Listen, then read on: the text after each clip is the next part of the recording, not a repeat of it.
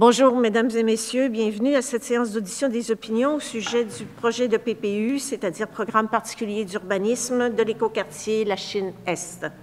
La séance se déroulera en français. Toutefois, les personnes qui voudraient s'exprimer en anglais pourront le faire. This session will be conducted in French, but if you wish to address the Commission in English, you will be welcome to do so. Je m'appelle Francine Simard et je suis commissaire à l'Office de consultation publique de Montréal. La présidente de l'Office, Mme Isabelle Beaulieu, m'a confié la présidence de cette commission, qui est complétée par Mme Louba Serge, à ma gauche, et par M. Arlindo Vieira, à ma droite. Nous sommes appuyés dans nos travaux par les analystes Émilie Jade Bigelow et Joseph Chindakenfo. Au nom de mes collègues et de l'Office, je vous remercie de l'intérêt que vous portez à nos travaux depuis le début de cette consultation. Un total de 19 citoyennes, citoyens et représentants d'organismes divers ont manifesté le désir de présenter oralement un mémoire devant la Commission. Nous les entendrons pour une part cet après-midi, puis lors d'auditions supplémentaires qui seront tenues ce soir à 19h et finalement demain après-midi, mais de façon virtuelle. Je souligne que les opinions présentées oralement s'ajouteront aux interventions qui nous ont été soumises par écrit, de même qu'aux opinions qui ont été exprimées directement sur la page web de la consultation. Je rappelle par ailleurs que toute la documentation pertinente est disponible en tout temps sur le site web de l'Office à la page de la consultation. Un cartable est également disponible à la bibliothèque Saul Bellow. Voyons maintenant le déroulement de notre après-midi. Premièrement, nous entendrons 4 interventions. Deuxièmement, chaque intervenant dispose d'une période de 10 minutes pour exposer son opinion, après quoi les commissaires disposeront eux aussi de 10 minutes pour échanger avec eux. Une fois la séance d'audition d'opinion terminée, les archives vidéo ou audio des échanges avec les commissaires, ainsi que les transcriptions écrites, seront mises en ligne sur notre site Web dans le plus bref délai. Comme il est de coutume en matière de consultation publique, si, pour une raison ou une autre, des inexactitudes se glissaient dans les interventions, les représentants de la Ville de Montréal et de l'arrondissement de la Chine pourront user de leur droit de rectification, soit dès cet après-midi à la fin de la séance ou encore dans les 48 heures suivant l'envoi des fichiers vidéo des présentations. Et dans ce dernier cas, là où les rectifications seront écrites et rendues disponibles sur le site Web de l'Office à la page de la consultation. Enfin, comme vous le savez déjà, la Commission tient à ce que le climat des échanges demeure serein, les propos malveillants et les interventions portant atteinte aux droits fondamentaux ou à la réputation des personnes sont irrecevables. À la suite des séances d'audition des opinions, la Commission procédera à l'analyse de l'ensemble de l'information qui lui a été soumise, en fera rapport et formulera des recommandations. La présidente de l'OCPM soumettra le rapport au conseil municipal de la Ville, rapport qui sera rendu public 2 semaines plus tard. Je rappelle que les rapports de l'Office ont une valeur consultative. Les décisions finales appartiennent aux élus. Alors, j'invite maintenant M. Mathieu Corriveau, vous êtes là, donc, à prendre la parole. M. Corriveau, je vous souhaite la bienvenue et bien sûr, je vous rappelle que vous disposez d'une période de 10 minutes, bien sûr, je viens de le dire, et que nous disposerons ensuite de 10 minutes pour discuter avec vous. Est-ce que vous avez besoin que je vous fasse un petit signe lorsqu'il vous reste 1 minute ou 2? Oui, j'apprécierais, merci. Donc, alors, vous m'entendez bien, le son est approprié? Oui, le son est tout à fait correct et je vous rappelle, ou je vous dis que nous avons, comme commissaire, nous avons lu votre opinion déjà. Tout à fait. Donc, M. Vieira, Mme Simard, Mme Serge, les commissaires. Donc, merci de nous permettre d'exprimer notre opinion sur la version préliminaire du PPU. Donc, on a déjà participé à l'OCPM dans les phases initiales en 2019 pour présenter un mémoire. Et voici. Le plan très, très court pour cet après-midi, 10 minutes. Je vais aller très vite dans la dictée. Donc, simplement, il y aura une présentation rapide de Coalition Climat Montréal pour le bénéfice des participants ici. Vous connaissez probablement déjà. Par la suite, on va exprimer un mot d'appréciation pour le travail qui est déjà fait en termes de consultation au public. Et on va exprimer les grandes priorités qu'on voit pour la suite à partir d'aujourd'hui et un petit mot de conclusion. Donc, je vais aller rapidement pour présenter Coalition Climat Montréal. En 2015, il y avait eu une consultation publique sur la réduction à la dépendance aux énergies fossiles. Ça avait été à ce moment-là une des plus grandes consultations publiques. Et les participants avaient avaient créé des interactions. Et puis, pour que ça perdure, pour que la cause puisse continuer, Coalition Climat Montréal avait été formée. Donc, on apprécie grandement la valeur des consultations publiques. Par la suite, depuis 2015, 150 organismes signataires ont signé la déclaration et une déclaration qui demande à ce que la Ville de Montréal adopte des actions concrètes pour atteindre la carboneutralité, idéalement pour 2042. Mission que vous pouvez lire ici, là, donc, Coalition Climat Montréal, sa mission, c'est d'informer et de mettre en réseau les citoyens, les décideurs politiques et tous les acteurs de la transition énergétique quant aux pratiques et politiques qui, le mot important, garantiront une transition sobre en carbone. Donc, pour nous, c'est notre mission et des projets comme le projet de l'écoquartier Limachine dans la Chine-Est est un projet très structurant, très enthousiasmant également. Contexte de 2022, comme nous le percevons actuellement, selon notre appréciation des gens avec lesquels nous sommes en contact, les membres de la coalition, les experts avec lesquels nous échangeons, les interactions que nous avons avec de multiples intervenants, on considère maintenant que les enjeux climatiques sont rendus collectivement reconnus. Il y a quelques années, il fallait toujours faire la preuve scientifique que les changements majeurs quant au climat allaient venir. Maintenant, nous sommes dans les changements. Donc, on considère qu'il y a urgence climatique, mais que la meilleure attitude à avoir maintenant, c'est d'enclencher une urgence dans l'action climatique. Bien sûr, dans notre rôle, parfois, comme coalition, on doit s'opposer à des mauvais projets qu'il peut y avoir dans certains quartiers, mais celui-ci, quand c'est un projet qui est bon pour la carboneutralité, on veut être encourageur, supporteur dans de projets semblables. Également, si on regarde notre rôle, notre participation dans la lutte au changement climatique à l'échelle mondiale, les villes sont de plus en plus, par leur poids démographique, un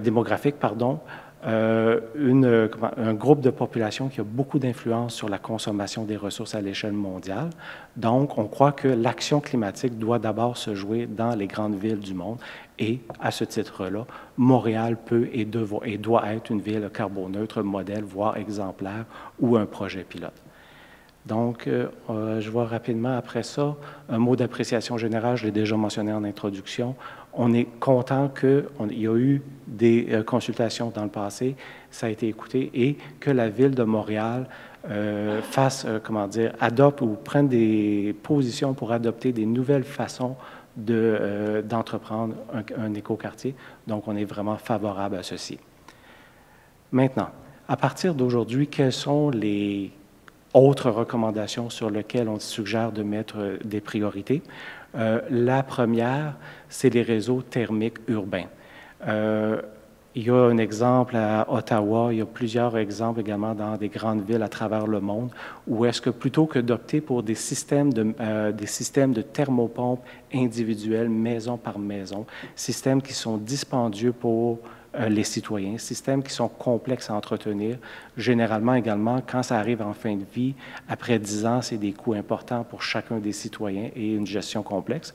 Ce qu'on comprend, c'est que lorsqu'il y a un système communautaire, c'est des systèmes qui ont une durée de vie de 25 à 30 ans et qui sont gérés de façon beaucoup plus optimale.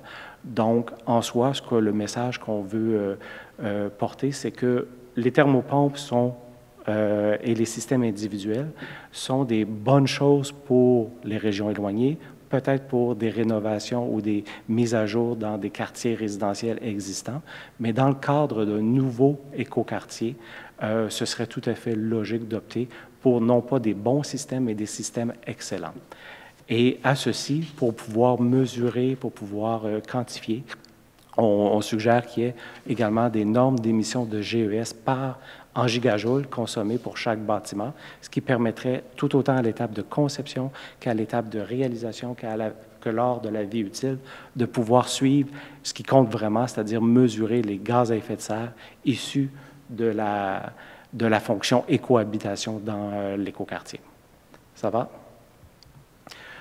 Deuxième recommandation, un réseau de transport structurant. C'est passé beaucoup dans les nouvelles récemment, par exemple à la Ville de Québec. Est-ce que le tramway, c'est une bonne chose?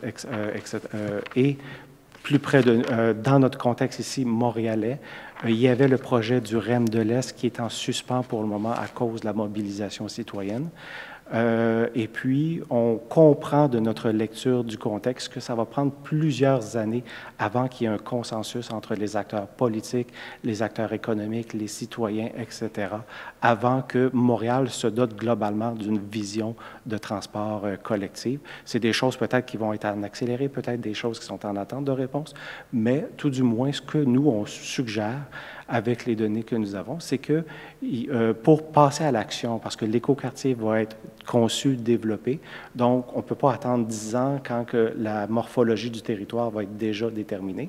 Donc le mieux, c'est d'aller avec une première petite ligne de tramway qu'on suggère, nous, comme transport structurant, en outre entre la 32e avenue et le métro Lionel-Groulx, c'est-à-dire les stations de métro qui rendent accessible le centre-ville.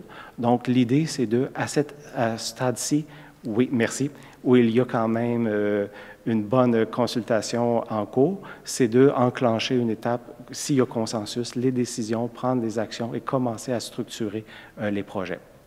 Et la même chose, un deuxième tramway potentiel également vers la salle. Une autre suggestion également, c'est que il y a dans le PPU actuel la proposition d'une maison de l'écoquartier. Donc, nous, on suggère de l'appeler maison citoyenne de l'écoquartier pour que les citoyens puissent sentir que c'est pour eux, qu'ils puissent se l'approprier et que cette maison citoyenne de l'écoquartier soit, en fin de compte, un lieu de rassemblement des citoyens, citoyennes engagés et connectés, donc, avec un dialogue social et la collaboration en continu. Idéalement, Atelier La Chine Est pourrait être mandaté avec la Ville de Montréal de mettre en place cette maison. Et cette maison-là pourrait avoir différentes utilités. Donc, en outre, de récolter l'historique du projet, comment l'écoquartier a été créé, imaginé, conçu, réalisé, et comment il va perdurer également dans le temps et quels seront les bénéfices à long terme. Donc, on croit que c'est important que ce soit créé. Et que la maison citoyenne, ce n'est pas seulement une maison avec des briques, des structures, mais c'est d'abord les gens, l'aspect humain, les gens qui la composeront. Quatrième point, rapidement, l'agriculture urbaine. On suggère qu'il y ait une évaluation du potentiel d'agriculture urbaine dans le territoire. Dans les milieux écologistes, il y a plusieurs personnes qui parlent de projets de culture maraîchère urbaine, de serres, de fermes verticales, ainsi que de jardins communautaires et collectifs. Donc, tant qu'à faire un écoquartier pour qu'il soit excellent, on suggère de se pencher beaucoup sur cet aspect-là, qui va favoriser l'autonomie, mais également le contact entre les citoyens et le contact avec la nature. Abordabilité du mode de vie, on suggère que tout au long de la conception, réalisation, mise en place, qu'il y ait des études sur l'aspect économique de l'écoquartier. Peut-être que ça coûtera un peu plus cher au point de départ, mais si les coûts à long terme sont moindres, peut-être que ça va être effectivement beaucoup plus avantageux pour les citoyens et ça peut devenir à cet exemple-là un modèle exemplaire. On pressent également des fois un danger que ça devienne trop excellent, que ça devienne très cher et que ça devienne non accessible à toutes les classes de citoyens. Et au contraire, à l'étape de conception, on suggère de faire les bons compromis tout en visant l'excellence pour que ce soit accessible à toutes les classes de citoyens. On suggère également des mesures éco-fiscales pour diminuer le stationnement et favoriser le réinvestissement dans les services d'autopartage ou vélo-partage, Bixi par exemple. Rapidement, certification, on suggère également d'intégrer au projet une norme de certification, que ce soit éco-district, c'est des sujets qui ont été abondamment discutés, ou également le modèle d'écoquartier, la Charte française des écoquartiers. Donc, le fait d'avoir des indicateurs puis de se mesurer à l'international, ça permet de révéler où nous avons fait des bons coups, où est-ce qu'il y a peut-être des faiblesses, des lacunes, et où est-ce qu'on doit corriger le tir. Donc, c'est peut-être une contrainte au point de départ, mais ça peut devenir au contraire une ambition et une source de dépassement. Conclusion, on croit que le projet d'écoquartier de la Chénesse peut devenir un projet pilote exemplaire à Montréal, autant dans son processus de création, de réalisation que dans sa dynamique future. Puis, à ce moment-ci, compte tenu que la vision, les intentions sont présentes, ce qu'on croit le plus important, ce qu'on suggère aux acteurs, c'est vraiment prendre le temps de faire les bons plans de conception pour placer les éléments techniques importants, transport, cohabitation, aménagement, économie, pour soutenir cette vision ambitieuse.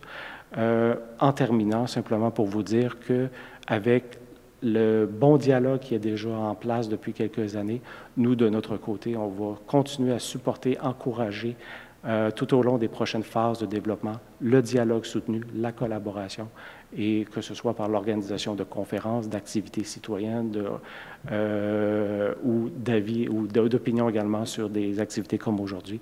Donc, simplement, c'est pour vous exprimer notre soutien. Alors, merci, M. Corriveau. C'était très clair, très précis. Vous avez dépassé d'une seule minute, c'est pas, hein? C'est vraiment impeccable. Merci de votre indulgence. Dans le document qui a été soumis, évidemment, vous l'énonciez déjà qu'il s'agissait d'un projet à appuyer. Oui. Dans le contexte de l'urgence climatique dont vous nous entretenez, oui. Quel serait l'ajustement le plus important pour vous? Parce que vous proposez plusieurs recommandations, mais quel serait l'ajustement capital pour vous dans le contexte de l'urgence climatique? Moi, c'est sûr que j'ai le devoir de m'exprimer au nom de la coalition en représentant les opinions de la majorité de nos membres. Donc, assurément, je crois que les axes ou les thématiques de transport et les thématiques d'écohabitation, c'est-à-dire les matériaux et les choix de design qu'on fait, sont des choix qui sont très coûteux en termes de coûts, sont des choix qui font en sorte qu'on met en place des infrastructures et ces infrastructures vont perdurer pour 100, 120, 150 ans. Donc, l'idée principale, c'est dès la phase de conception, c'est de faire les choix qui vont influencer les facteurs pour la carboneutralité à long terme. Et dans vos recommandations, toujours dans le document que vous nous avez soumis, au point 5, et je vous rappelle que le point 5, c'est au-delà de l'abordabilité du logement, celle du mode de vie. Oui. Vous recommandez en 5.3 qu'un suivi soit fait afin d'évaluer le coût de la vie associé au nouveau développement en tenant compte du coût des logements, mais aussi de celui associé au transport. On peut expliquer davantage. Pourquoi on fait ça, puis comment on fait ça? OK. Donc, pour l'acheteur normal d'une propriété qui se présente pour obtenir son hypothèque, le coût d'achat initial est souvent un critère rapide de décision. Par contre, le coût d'achat initial n'est pas représentatif du coût de vie ou pendant la durée de vie que le citoyen aura à débourser. Donc, l'idée, c'est de pouvoir monter des études pour démontrer qu'effectivement, il y a peut-être certaines options qui vont augmenter légèrement le coût d'achat, mais pour générer des retombées à long terme très bénéfiques pour les citoyens et citoyennes et par la bande également pour la ville. Et c'est de pouvoir donner des outils aux citoyens pour jauger de ces aspects-là. OK. Donc, ça peut devenir un argument, un élément de communication, un argument pour convaincre. Donc, on peut l'utiliser. Un élément important pour faire réaliser aux citoyens que si on fait un quartier plus dense, par exemple, parce que c'est un choix qu'on fait, dans leur futur, pour eux-mêmes, pour leurs enfants, plutôt que d'avoir des déplacements de 5 km à chaque jour pour aller porter les enfants à l'école primaire, ce sera peut-être un demi-kilomètre et que ça va diminuer les coûts, peut-être éviter d'avoir besoin d'une voiture.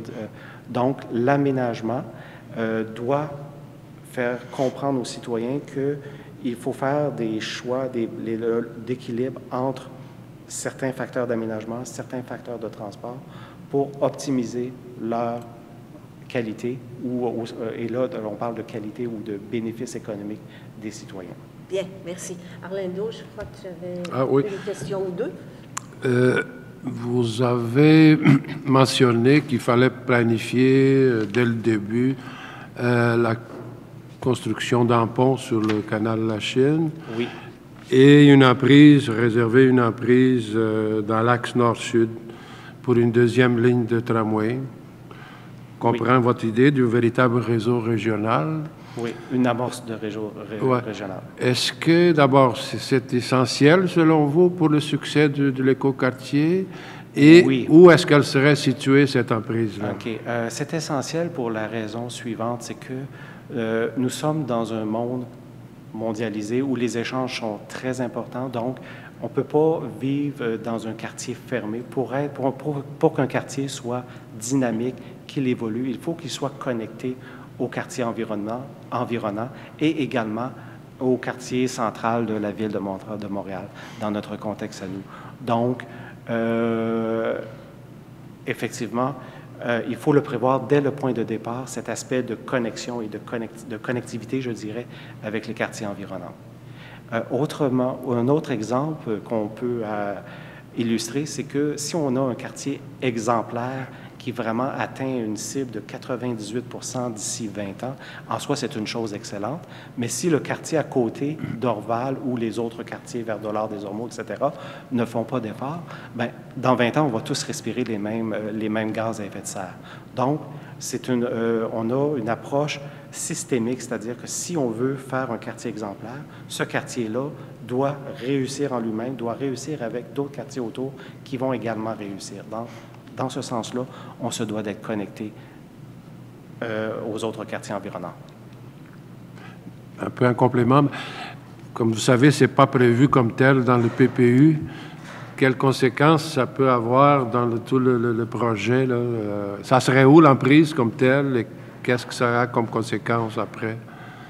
Oui.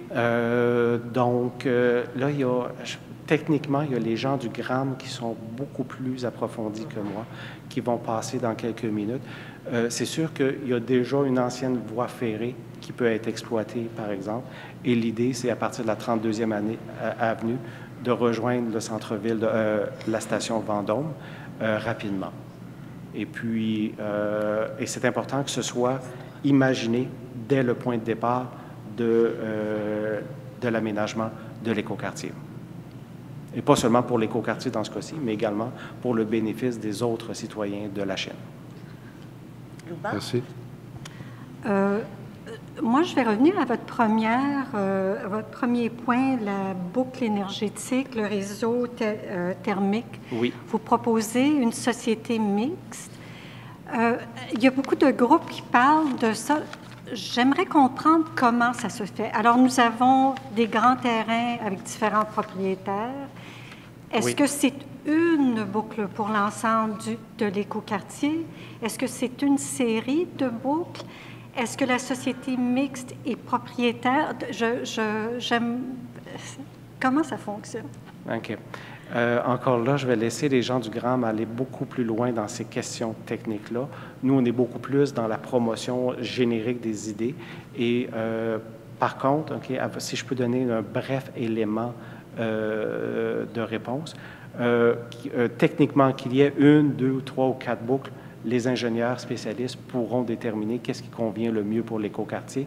Maintenant, sur le plan de la gestion de la fiscalité, de la gestion financière du projet, etc., on a un historique dans nos sociétés nord-américaines très capitalistes où ce sont des sociétés privées qui souvent vont maintenir, mais là, il y a lieu à explorer des nouvelles avenues pour les incorporer progressivement.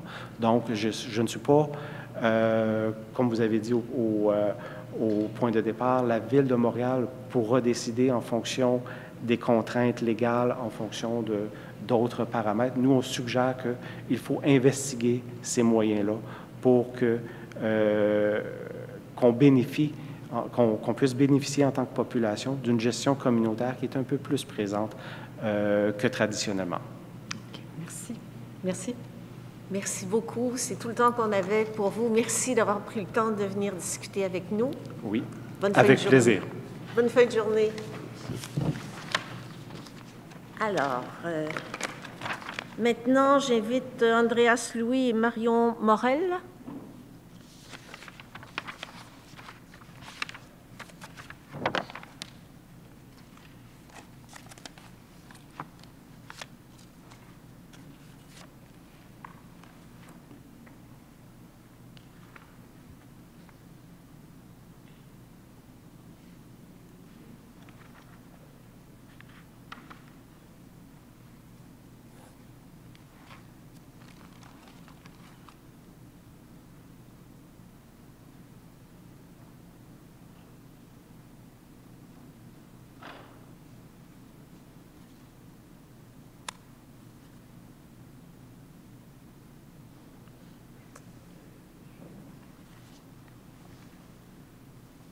Alors, bienvenue.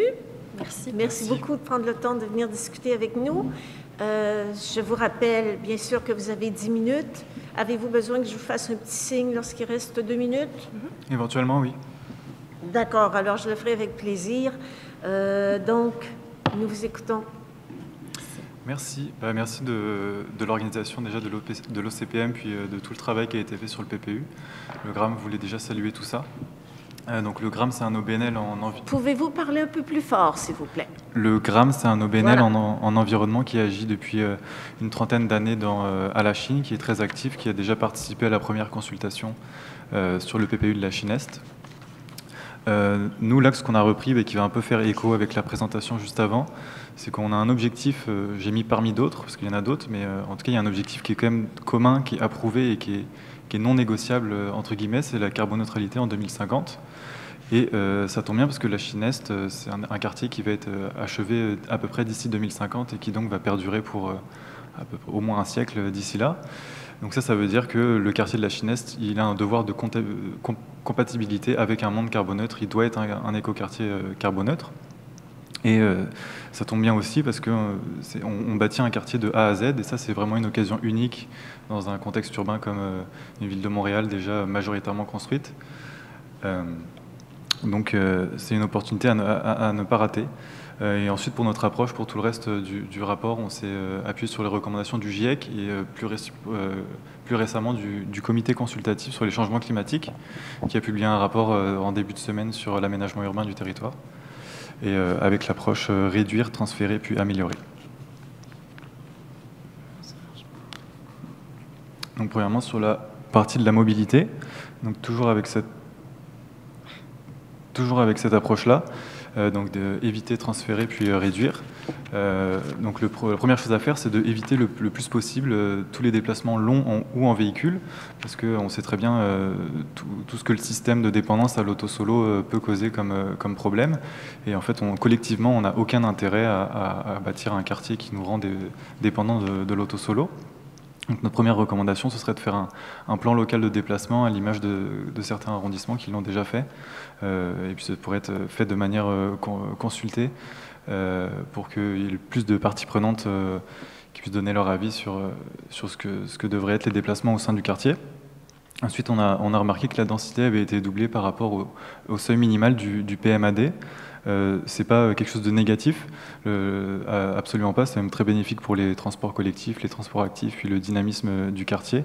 Par contre, nous, on estimait qu'il pouvait y avoir un manque d'emplois, d'écoles et de services de façon générale par rapport à cette densité qui a été doublée.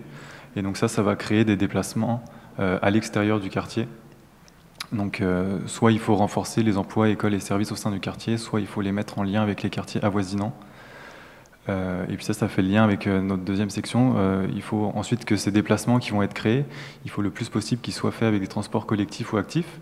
Donc ça, c'est une condition, on va dire, une condition presque obligatoire du développement de la Chine Est. C'est un réseau structurant de transports collectifs et actifs. Donc le tramway, qui a déjà été appuyé par plusieurs études au sein de la Chine comme transport collectif structurant. Et puis aussi bon nombre de transports actifs qui ont été plutôt bien représentés dans le PPU pour le coup. Et ensuite, nous, on voulait aller plus loin avec deux autres types de recommandations.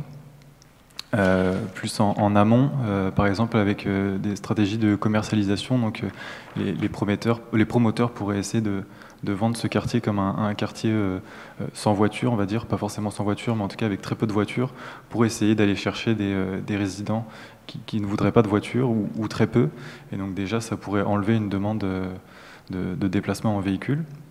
On pourrait mettre en place aussi des choses comme des applications de mobilité au sein du quartier pour faciliter la connaissance des transports actifs et collectifs, ou une carte de récompense à l'utilisation des transports collectifs et actifs. Et puis finalement, l'écofiscalité. C'est ce que je disais avant, c'est que le resto structurant, en fait, il est vraiment une condition du développement de la Chine. C'est-à-dire que s'il n'est pas en place, ou s'il n'est pas développé, ou s'il n'est pas assez performant, c'est vraiment une contrainte au développement du quartier. C'est-à-dire que éventuellement, des logements ne pourraient ne pas être construits s'il n'y a pas un réseau structurant de transport collectif, parce que ça pourrait faire saturer le quartier en nombre de résidents ou en manque de services et d'emplois. Et puis finalement, il va de toute façon rester des déplacements en véhicule. Donc là, le but, c'est d'améliorer tous ces déplacements motorisés, donc avec des services d'autopartage et de covoiturage, ça donc entre résidents. Et autopartage, c'est type Communauto, par exemple, donc des plateformes qui doivent être pensées et mises en place dès le début de l'implantation du quartier. Et puis pour les stationnements, le GRAM salue vraiment le fait qu'il y ait une norme de stationnement maximale qui a été mise en place. Si on veut réduire encore plus cette norme de stationnement, il faut se baser sur des stationnements mutualisés le plus possible, qui peuvent permettre de réduire ça, éventuellement payant aussi pour les entreprises. Et puis dans un écoquartier qui doit être carboneutre en 2050, ça veut dire que forcément, il n'y a que des véhicules électriques qui doivent circuler dans le quartier. Donc en 2050, 100% des stationnements devraient avoir les infrastructures pour recharger des véhicules électriques. Et ensuite, des mesures d'apaisement que je ne vais pas forcément détailler. Et sinon, notre dernier point sur la mobilité, c'était de ne pas oublier le transport de marchandises qui est quasiment absent malheureusement du PPU. Il y a des projets de vélo cargo qui sont mis en place de plus en plus maintenant à Montréal, dans le centre-ville surtout. Donc un nouveau quartier, c'est vraiment l'occasion de les développer. Et finalement, si un tramway est choisi pour le transport collectif structurant, ce serait vraiment une occasion à ne pas manquer de l'utiliser pour faire du transport de marchandises, donc avec le tram cargo. Maintenant, on va aborder le thème de bâtiments durables et quartiers durables. Et le premier objectif donc, de ce volet, ça va être d'atteindre un bilan énergétique optimal et de réduire nos émissions de gaz à effet de serre, dans toujours ce même but d'atteindre la carboneutralité en 2050. Ces objectifs... Pouvez-vous penser à parler un peu plus fort, Pardon, s'il vous plaît. Excusez-moi. Merci. Toujours le même, pour atteindre ces objectifs, on a besoin de critères ambitieux et concrets et d'un cadre que peuvent nous donner des certifications qui existent déjà, en attendant peut-être une charte montréalaise des écoquartiers. C'est pour ça qu'on recommande que toutes les nouvelles constructions de ce secteur soient certifiées bâtiments net zéro, c'est-à-dire qu'ils soient attestés qu'elles ne produisent pas plus d'énergie, qu'elles ne consomment pas plus d'énergie qu'elles n'en produisent. Et si ce n'est pas possible, d'obtenir des certifications Novo Climat 2.0 ou LEED. Ces certifications, on les obtient forcément par une élimination des combustibles fossiles qui sont vraiment en voie de disparaître et par conséquent d'utilisation de sources d'énergie renouvelables alternatives, donc la géothermie qui a déjà été abordée, le solaire et pourquoi pas un système de boucle énergétique. On va ensuite aborder le thème de conception durable et de construction qui passe tout d'abord par une gestion optimale des matériaux et des ressources, le réemploi de matériaux, le recyclage, les matériaux biosourcés, mais aussi l'implantation de toits écologiques, des toits verts notamment, qui drainent et qui régulent la température des bâtiments. On recommande que ces toits soient vraiment majeurs dans la construction de la Chine-Est et donc que chaque bâtiment puisse accueillir une telle structure. Toujours pour les mêmes bénéfices, un coefficient de biotope par surface minimale doit être fixé et nous pensons qu'un seuil de 60% pour les zones résidentielles et 30% pour toutes les zones bâties sont des seuils convenables. Pour ce qui est de la gestion durable des matières résiduelles, nous pensons que tout d'abord ça passe par une réduction à la source, donc une incitation aux résidents de partager et de mutualiser leurs biens. Et parmi toutes les solutions qu'on connaît déjà et qui sont mentionnées dans le PPU, en tant que pour ce qui est de la gestion, l'une nous a particulièrement séduite et c'est celle de collecte pneumatique souterraine, qui est certes compliquée à mettre en place, mais qui est vraiment innovante et qui permettrait de vraiment réduire les gaz à effet de serre. Pour ce qui est de la gestion durable de l'eau, tout d'abord à l'échelle du quartier, comme on l'a dit précédemment, le verdissement va vraiment aider à drainer, mais aussi à traiter l'eau des ruissellements. Et pourquoi pas implanter des infrastructures comme le Water Square qu'on peut déjà observer sur le plateau Mont-Royal. À l'échelle des bâtiments, on va recommander de retenir au moins 25% des eaux usées et pluviales pour les réutiliser sur place pour remplacer l'eau potable, notamment utilisée pour les toilettes, et économiser ainsi 40% d'eau potable. Maintenant, pour le volet verdissement, je dois vous dire que vous avez déjà dépassé votre 10 minutes, donc je vais vous donner 2 minutes pour résumer tout le reste. Donc les deux principaux objectifs pour ce volet, ça va être l'augmentation de l'indice Canopé, qui est proche de 10%, il va falloir l'augmenter à 25%. Principalement. Et pour la biodiversité, donc toujours cette vision de verdissement, multiplier les petits espaces verts, les connecter entre eux et augmenter la résilience en implantant des zones sauvages. Et il nous reste juste deux diapositives que je vais faire très brièvement. Même si on atteint la carboneutralité, il faudra s'adapter de toute manière au climat futur qui va changer. Donc ça passe par la lutte face aux îlots de chaleur urbains, donc végétalisation, perméabilité des sols ou des albédos, des matériaux plus blancs.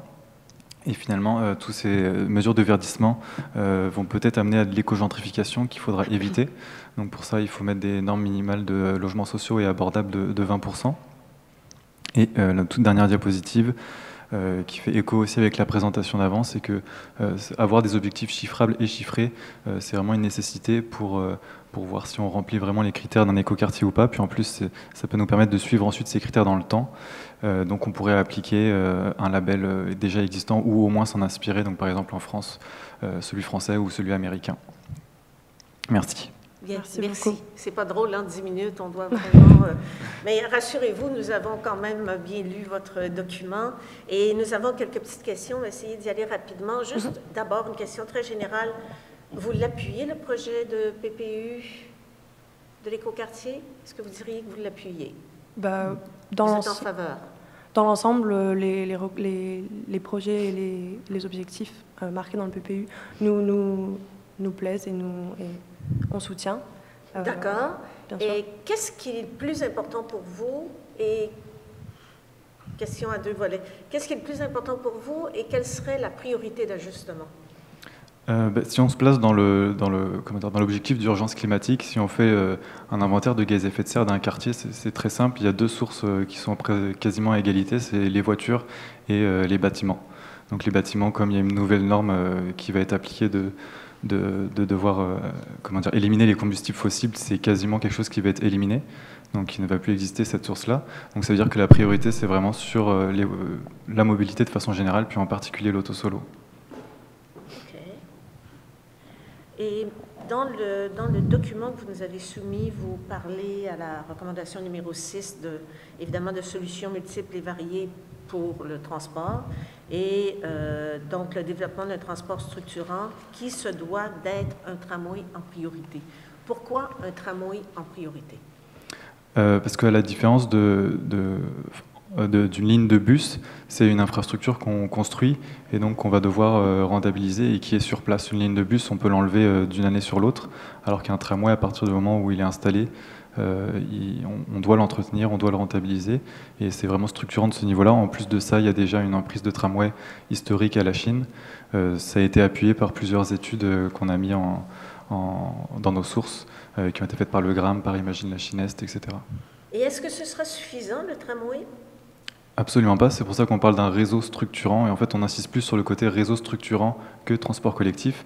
Il faut qu'il y ait des alternatives vers toutes les directions, donc pas uniquement vers le centre-ville, il faut aussi qu'il y ait des liens vers les quartiers avoisinants, donc c'est une des conditions principales mais c'est absolument pas la seule. Et à quoi pensez-vous comme alternative le plus spontanément possible? On a évoqué par exemple des navettes électriques autonomes qui pourraient être développées au sein du quartier. Et sinon, ça pourrait être tout simplement, à très court terme, ça peut être le renforcement des alternatives déjà existantes, donc un renforcement des bus et éventuellement des trains. Et à plus long terme, ces bus devront être hybrides ou électriques, ça c'est sûr et certain. En parlant du train, en fait, on entend beaucoup parler de la gare du Canal. La gare du Canal qui est là, théoriquement, de manière temporaire. Beaucoup souhaitent qu'elle soit permanente, mais en même temps, on ne nous parle jamais de discussion pour utiliser la voie ferrée du Canadien Pacifique. Quelle est votre opinion là-dessus? Là, moi, sincèrement, là-dessus, j'avoue que je n'ai pas d'opinion, parce qu'on n'a pas assez étudié ce côté-là. Donc, je ne pourrais pas vous répondre. OK. Une dernière question avant de passer la parole à ma collègue. Concernant la décontamination des sols, vous parlez de phytoremédiation. Évidemment, je suis moins spécialiste que vous, mais en fonction de ce que je sais, c'est très, très long. C'est une méthode qu'on a trouvée et qui nous semble bonne. Pourtant, personnellement, je n'ai pas les connaissances nécessaires à ce sujet-là pour plus vous en parler. C'est vrai que peut-être pour ce projet-là, c'est peut-être un petit peu trop sur le long terme, mais c'est un moyen qu'on voulait quand même appuyer. OK, très bien. Merci beaucoup. Luba? Quand vous parlez de carboneutralité, vous avez la boucle énergétique, alors peut-être je vais vous poser un peu la question comment ça fonctionne, mais vous reconnaissez aussi que les solutions que vous proposez peuvent facilement paraître fort coûteuses. Et une des choses que vous proposez, c'est des outils fiscaux. Peut-être vous pourriez élaborer un peu. D'un côté, j'aimerais connaître un petit peu mieux, comprendre un peu mieux comment cette boucle ou les boucles énergétiques pourraient fonctionner, qui les gère, qui est propriétaire. Et l'autre, quel genre d'outils vous proposez? C'est quoi ces outils fiscaux qui pourraient être mis en place, qu'on pourrait mettre en place? Tu veux commencer sur la boucle? Ouais. Alors, pour les boucles énergétiques, c'est des systèmes qu'on retrouve déjà, comme on l'a dit précédemment, dans plusieurs villes et quartiers avoisinants, notamment à Ottawa, avec le quartier Zibi, qui va, lui, utiliser la chaleur qui sort d'une usine, donc d'activité industrielle. C'est pour ça qu'on a voulu l'appuyer, c'est parce qu'il nous semblait vraiment envisageable pour ce secteur-là d'utiliser donc des sources de chaleur externes, comme des usines ou des activités industrielles, mais ça peut être aussi la chaleur dégagée des eaux grises, des égouts. Donc ça peut vraiment prendre sa source à plusieurs niveaux différents, et la boucle peut vraiment prendre un aspect différent à ce niveau-là. Et c'est pourquoi on n'a pas forcément réfléchi en détail à quelle source d'énergie, quelle source de chaleur serait utilisée, mais voilà, ça va beaucoup dépendre de ceci. Et pour ce qui est de à qui cela va appartenir, il y a forcément une discussion qui doit se mettre en place avec Hydro-Québec pour voir comment on peut redistribuer cette énergie. Mais voilà, ce n'est pas des choses qu'on a encore forcément réfléchi en détail. Okay. Et les outils, comment est-ce que le financement... Sur les outils fiscaux? Les outils fiscaux que vous proposez, ça serait quoi? Est-ce qu'il y a des exemples? Oui, par exemple, il y a le principe des enlieux de stationnement. C'est-à-dire que les promoteurs aujourd'hui doivent payer payer la construction de cases de stationnement en souterrain. Et donc, un enlieu de stationnement, c'est qu'au lieu de construire ces cases de stationnement-là, ils vont économiser donc cette construction qui ne va pas avoir lieu, et ils vont mettre une partie de cet argent-là dans une sorte de financement qui ensuite va être redistribué aux résidents pour leur faire des remises sur leur carte de transport collectif ou sur un service d'autopartage. Et donc ça veut dire que le promoteur, finalement, n'a pas à débourser une somme moindre par rapport à ce qu'il devait dépenser initialement, tout autant que le résident a un appartement qui lui revient moins cher vu qu'il n'a pas de place de stationnement, et en plus de ça, a une remise sur ses transports collectifs ou autres. OK. Merci. C'est ce que vous appelez le en lieu de stationnement. Exactement, oui. Et est-ce que ça s'applique à tous les types d'immeubles, par exemple un immeuble où il y a à la fois du privé, du social, du abordable? Est-ce que c'est le même principe? Je ne pourrais pas vous répondre en détail, mais ça s'applique surtout sur les... à partir du moment où il y a un stationnement souterrain, parce que c'est là où ça coûte le plus cher. Et je ne pourrais pas vous répondre plus que ça. OK, merci beaucoup. Arleno? Je voulais dire, dans un mémoire aussi, je dirais aussi dense, aussi riche que le vôtre, il est impossible de relever ici, nous n'avons pas le temps de relever ici de différents aspects. Mais il y en a un qui m'a interpellé, je vous laisse deviner pourquoi.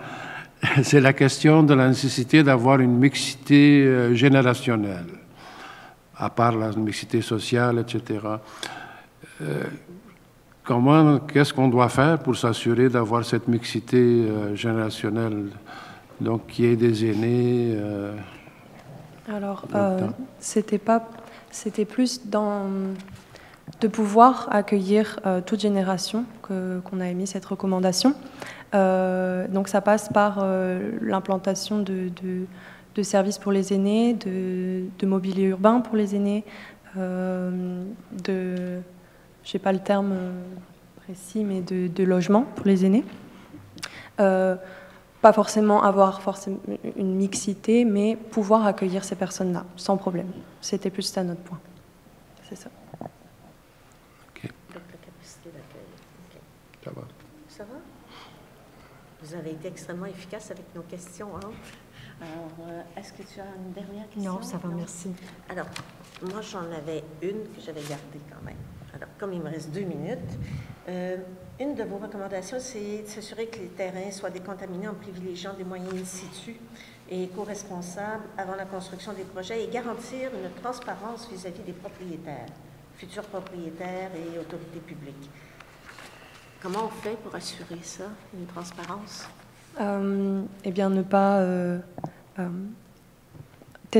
vérifier si le terrain est contaminé et dans le cas d'un achat ou d'une transmission de propriété, toujours être transparent par rapport à cette contamination, si elle existe, pour pouvoir procéder à une décontamination. Et on compte sur qui pour faire ça? Les promoteurs, les constructeurs, j'imagine. OK. Très bien. Merci beaucoup, beaucoup, beaucoup d'avoir Merci pris à le vous. temps de Merci. venir discuter avec nous. Je sais qu'on vous a pressé, mais c'est la règle. 10 minutes, 10 minutes. Merci. Alors, merci. Bonne fin de journée. Merci. C'est... Alors, j'invite maintenant Jean-François Lefebvre.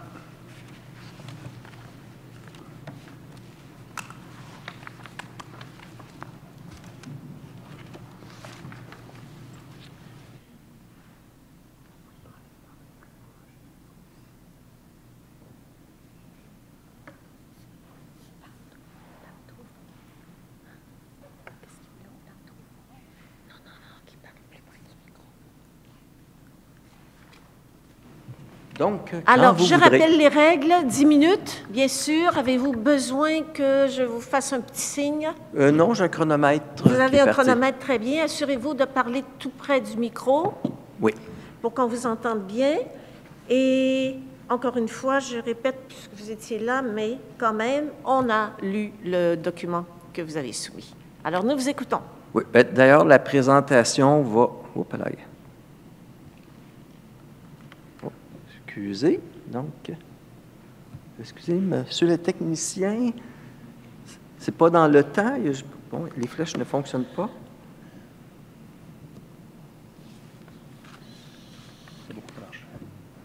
Ah, parfait. Bon, comment dire, c'est reparti. Voilà. Bon, donc, on y va. Bon, premièrement, nous appuyons fortement l'adoption du PPU. Je pense qu'il faut tous mes collègues avant, c'était clair qu'ils l'appuyaient, mais je pense que ça vaut la peine de dire à quel point on a été comme estomaqués de remarquer la différence entre ce qu'il y avait comme projet il y a 4 ans. Puis, et en fait, c'est même, je dirais, la preuve de la pertinence et de l'efficacité d'une institution comme l'OCPM, puis le reste le fait d'avoir été même plus loin dans le processus participatif là, entre les deux consultations de l'OCPM. Bon, donc, à cet égard-là, on n'a pas nommé tous les gains, parce que justement, l'accent était mis sur qu'est-ce qu'on pouvait encore améliorer. Donc, c'est pour ça que je passe quand même très vite sur celle-ci, mais juste comme par exemple, en termes d'espace vert, c'est significatif, là, qu'est-ce qui est amené. Souvent, on parlait de Griffintown, où on avait oublié d'une école. Bien là, on a un centre sportif puis une école qui sont déjà prévus. Est-ce que c'est suffisant? Bon, c'est à voir, mais on a fait déjà beaucoup de pas dans la bonne direction. Puis patrimoine industriel, j'en parle pas, mais juste pour dire qu'on appuie justement tout ce qui a été fait comme effort dans ce sens-là. Donc, bon, j'ai plein de recommandations. Ça, vous les avez, je ne vais pas les relire. OK? Donc, on a rajouté une, par contre, ici, qui va être, pour laquelle j'ai mis une diapo spécifique. Okay? Bon, le premier, la recommandation, c'est que s'il y a une lacune dans le projet de PPU, c'est de rester avec le terme de mode de transport structurant sans oser le nommer. Okay? Je vais m'oser à une allégorie. Okay? C'est comme si pendant 2 ans, on disait qu'on a besoin d'un vaccin, mais que parce qu'il y a des anti-vaccins, personne n'ose prononcer le mot. Imaginez où on serait aujourd'hui si personne avait eu le courage de dire « c'est un vaccin que ça prend ». Bon, mais là, c'est un tramway que ça prend. Et c'est clair, et ça, c'est pas pour rien, c'est que, bon, j'enseigne au département d'études urbaines de l'UQAM, notamment la planification des transports. Il y a le principe bon mode au bon endroit, que M. Gagnon va élaborer davantage, mais c'est le mode qui correspond exactement au besoin qui est là. Et l'autre élément, tous les travaux, notamment de Jeffrey Kenworthy, chercheur international, ont montré que c'est le transport sur rail qui est structurant, jamais le transport par autobus. Donc, et là, ça m'amène, il y a un correctif quand même à faire par rapport au PPU, où c'était basé, je pense que c'est le plan d'aménagement qui utilisait la règle du 500 mètres. Okay? C'était une erreur à l'époque. Okay? Ça avait été fait en considérant un tramway comme si c'était le retour des tramways du passé qui étaient pris dans le trafic automobile. Donc, on n'avait pas considéré le tramway au-dessus d'un automobile, et c'est complètement dépassé par tout ce qui se fait actuellement. Et je donne 2 exemples. L'étude pour le tramway Condé-Neiges utilisait 750 mètres de traction modale, et Québec, donc pour un tramway qui a fait tout le processus et qui est maintenant en phase de construction, c'est 800 mètres qui sont utilisés. Donc, notre recommandation, c'est d'utiliser pour la norme de stationnement, donc les normes maximales, utiliser 750 mètres, donc d'une future ligne de tramway. Et là, c'est le deuxième constat, je dis d'une future ligne. L'arrondissement de Saint-Laurent, là, je donne de l'existant, l'arrondissement de Saint-Laurent, dans sa réglementation, qui réduit les exigences de stationnement à proximité d'une future station de métro projetée. Et on peut s'entendre que le tramway de la Chine, où on a actuellement 20 millions qui ont été accordés par le gouvernement pour les études de faisabilité et 800 millions mis de côté, est plus en avance que le prolongement de la ligne de métro. Donc, si l'arrondissement de Saint-Laurent considère que c'est justifié, et c'est justifié dans le sens que si on fait un quartier comme s'il n'y avait pas de tramway ou pas de métro, puis qu'après on en met un, bien désolé, on a manqué notre coup pour l'aménagement.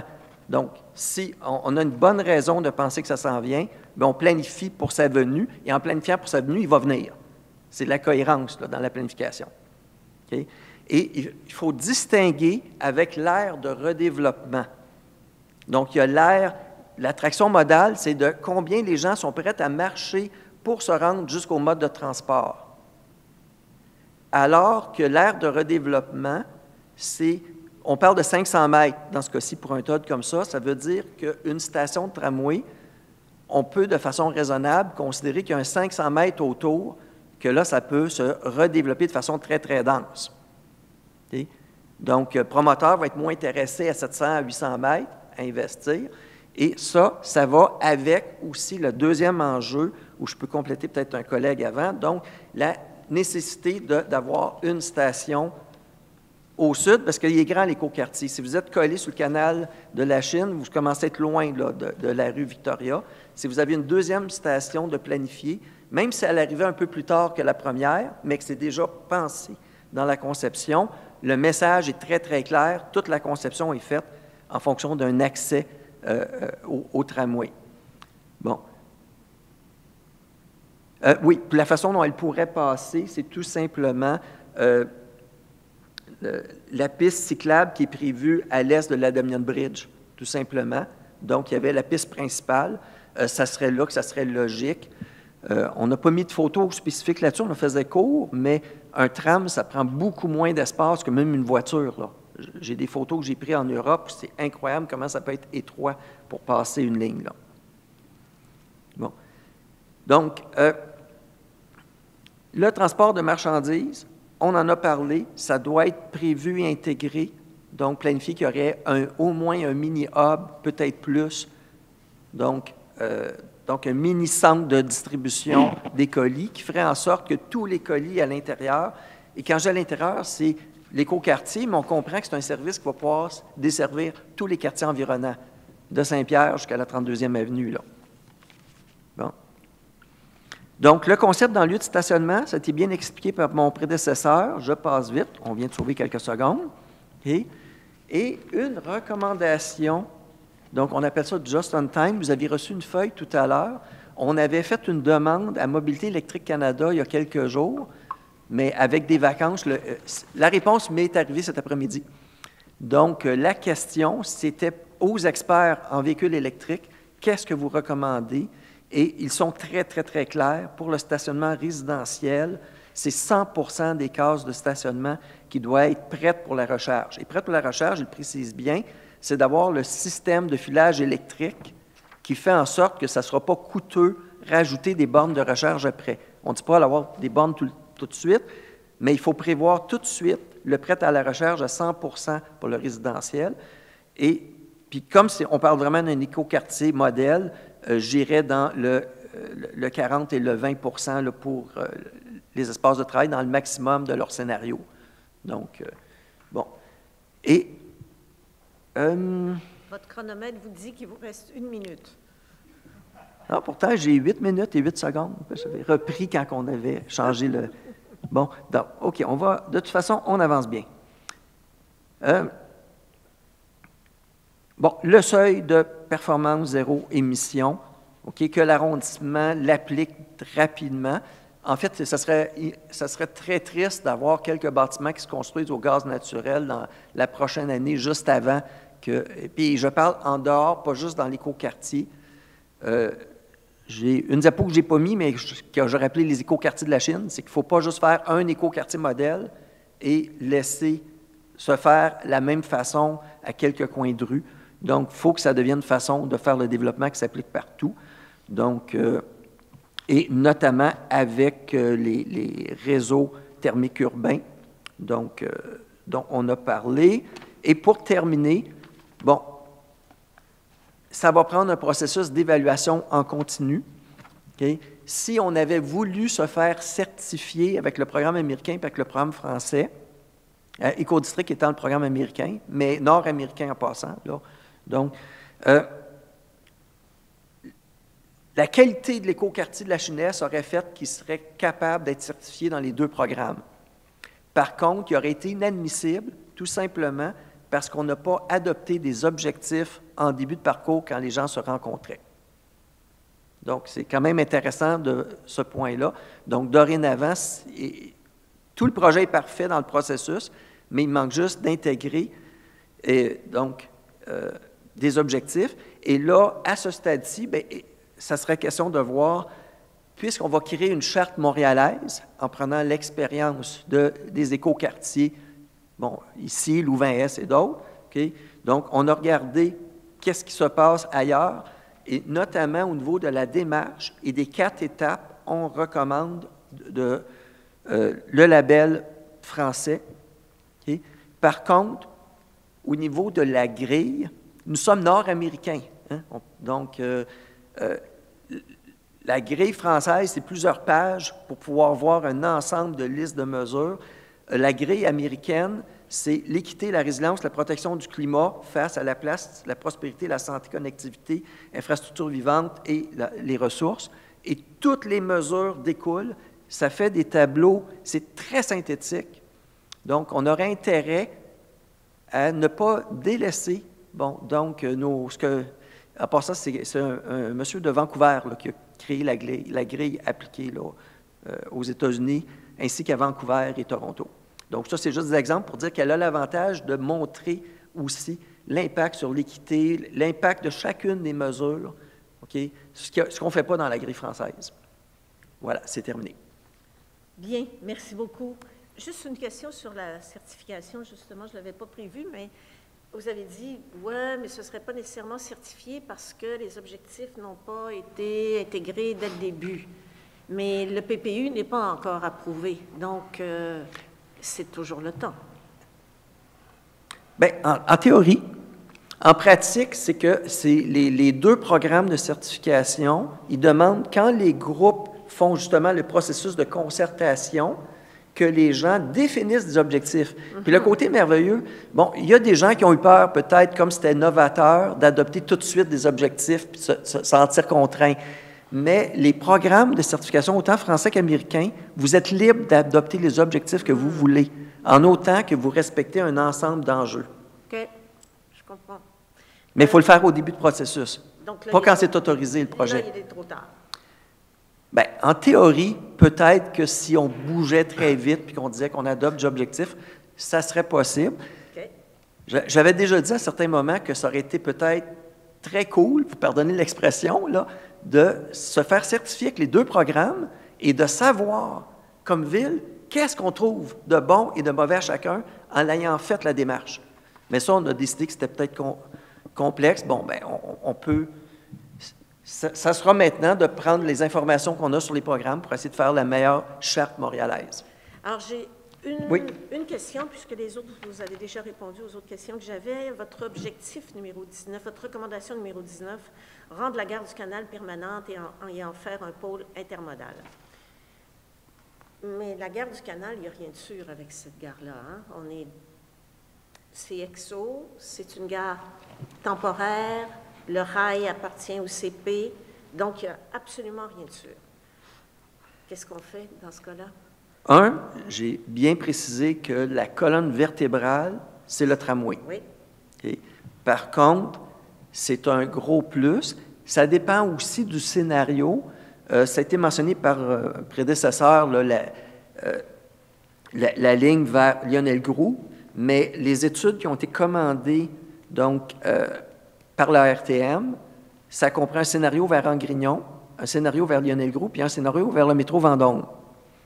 Nous considérons dans notre analyse que Vendôme et Lionel-Groulx seraient les meilleures options pour la ligne directe, en ayant Angrignon, non pas comme une alternative, mais comme une antenne complémentaire pour faire un réseau en Y, où la fourche serait l'écoquartier et le futur centre sportif communautaire qui serait maintenant régional.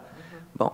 Donc, dans cette perspective-là, la ligne vers la salle permet de rapprocher une station à ce moment-là du côté sud de l'écoquartier, un peu plus à l'est, et ça permet de se rapprocher de la gare du Canal, donc de faire une interconnexion. Il faut penser à ce moment-là que quelqu'un qui habite sur la rive sud pourrait venir travailler au parc industriel de la Chine. Il faut penser à long terme qu'on crée un réseau interconnecté. Bon, en termes de ligne, si c'est le tramway vers Vendôme qui est choisi, la pertinence d'avoir à ce moment-là le train vers Vendôme vient de diminuer. Si c'est le tramway vers Lionel-Groulx, à ce moment-là, le train vers Vendôme devient un complément. Puis ça pourra être choisi ultérieurement à ce stade-ci, là, par rapport à ce stade-ci.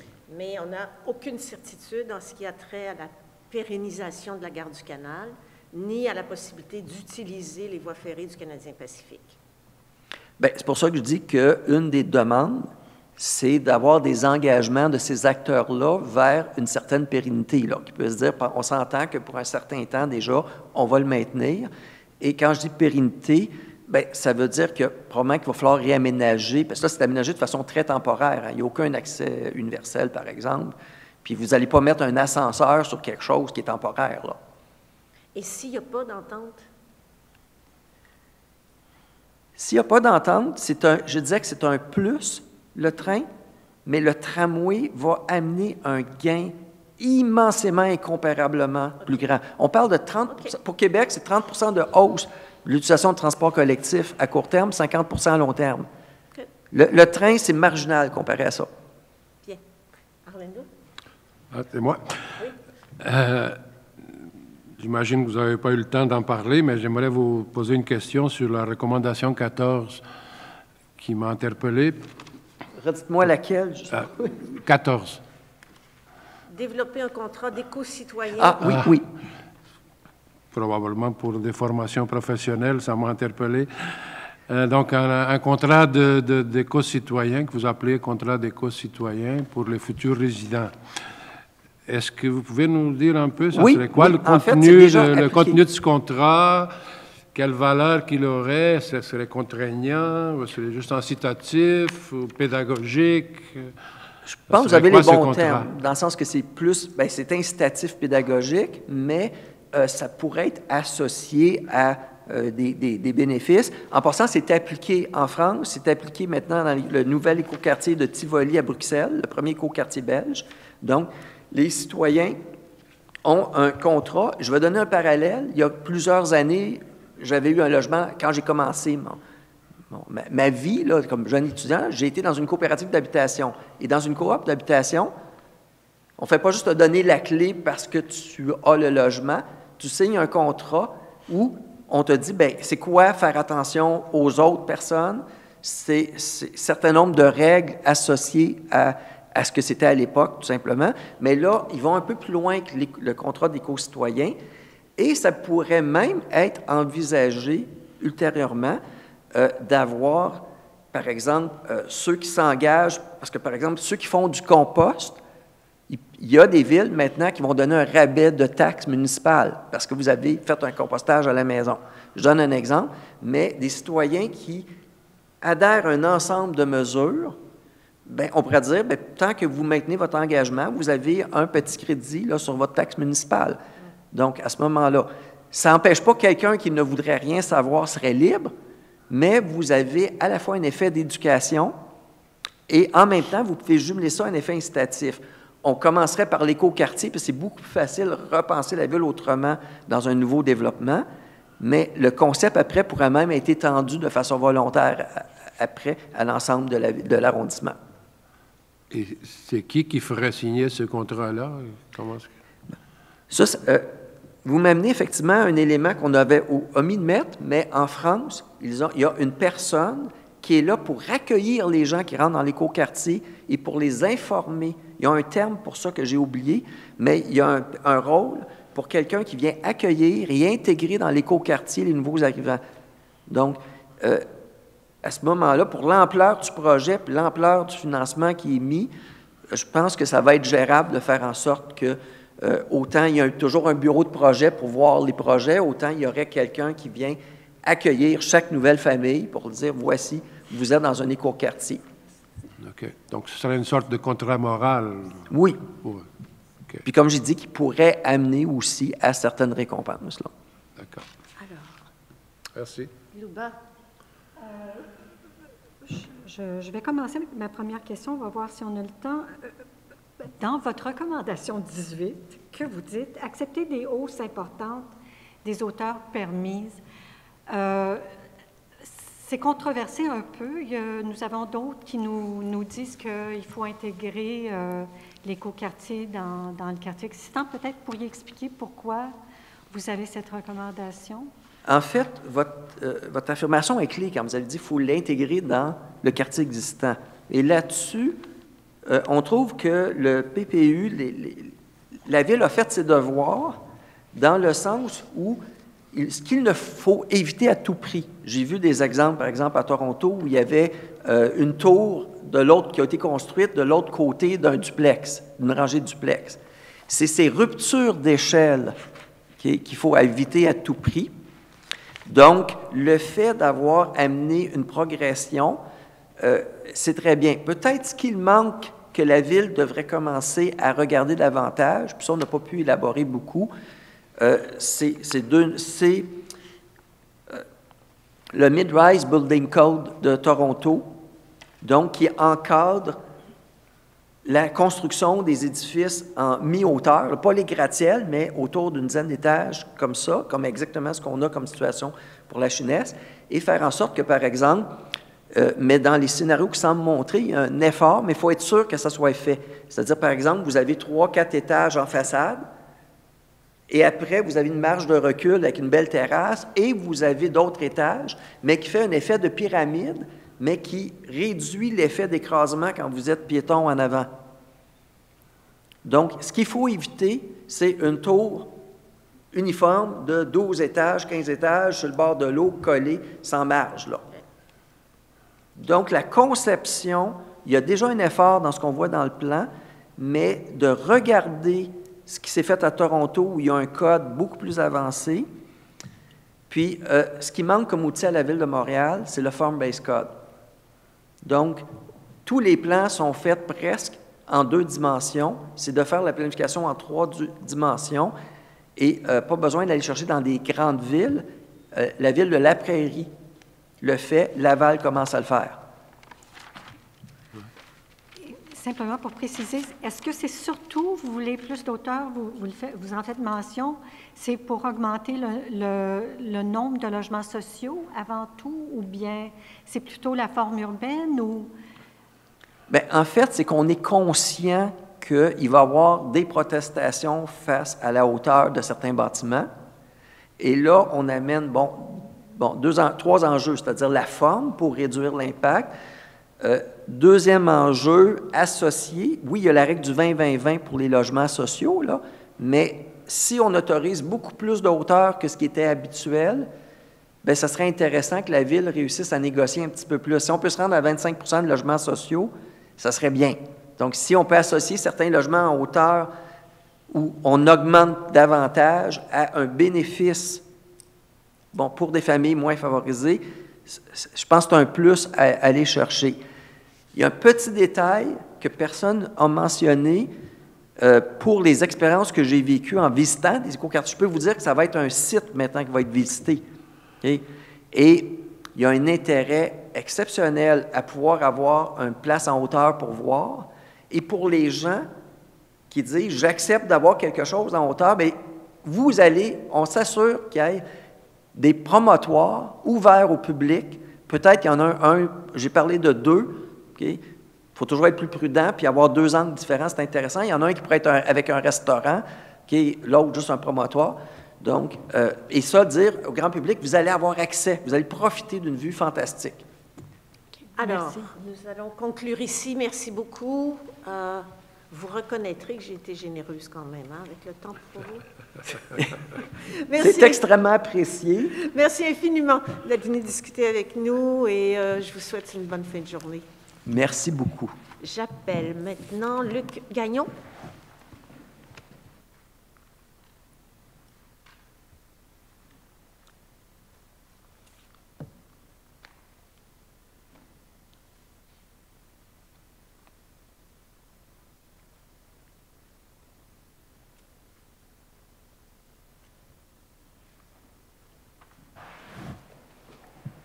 Alors, je vous rappelle le 10 minutes, vous le savez. Avez-vous besoin d'un petit rappel quelques minutes avant la fin? Oui, c'est toujours mieux, mais je vous assure que je vais faire un gros effort pour ne pas abuser de votre gentillesse.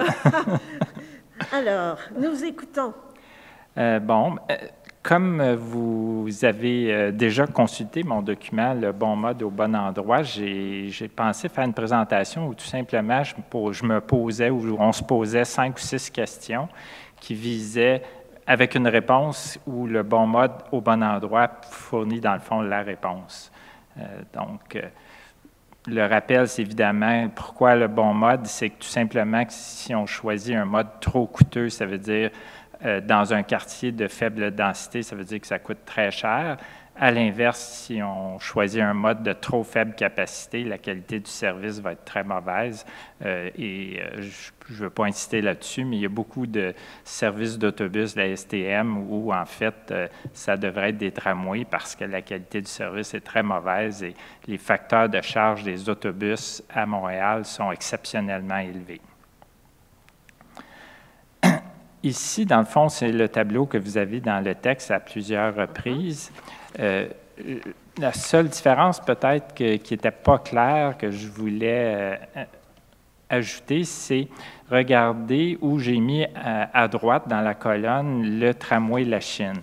C'est un peu pour montrer que quand on regarde les capacités normales pour les autobus articulés, diesel et autres, on voit qu'on atteint un plafond d'à peu près 20 000 normalement, alors que pour un réseau structurant dans la Chine, là, il y a plusieurs études, ce n'est pas toujours concluant, très clair, ça peut varier entre 35 000 ou jusqu'à 50 000 déplacements par jour, mais si on regarde comme il faut, c'est peu importe, même le chiffre le plus bas est largement suffisant pour justifier un tramway. Ça fait que c'est très clair que ça serait le bon mode au bon endroit dans le cas qui nous concerne ici. Puis évidemment, rappeler quelques données. Pourquoi le métro? Pourquoi des fois tout le monde veut le métro, mais le métro, c'est 10 fois plus cher que le tramway par kilomètre et le SkyTrain du REM, c'est au moins 5 fois plus cher aussi. Donc, dans ces deux cas-là, c'est beaucoup trop cher pour le quartier. Première question que je me pose, c'est l'autobus diesel. Est-ce que c'est un choix adapté pour les gros réseaux de la STM? Parce que, je vais y revenir dans la prochaine, mais c'est qu'on voit beaucoup d'arguments en faveur de l'autobus en disant, bien, regardez comment l'autobus fournit beaucoup de services. Et il y a plusieurs lignes sur le territoire qui ont des achalandages de 30 ou même 35 000. En fait, j'ai pris un exemple parce que je veux insister un peu là-dessus, c'est un peu technique, mais il faut bien comprendre que quand on parle du tramway, il y a beaucoup de monde qui reviennent à la charge en disant « Oh, on va mettre des autobus diesel, ça coûte moins cher avec une voie réservée, puis tout ça. » Est-ce que c'est raisonnable?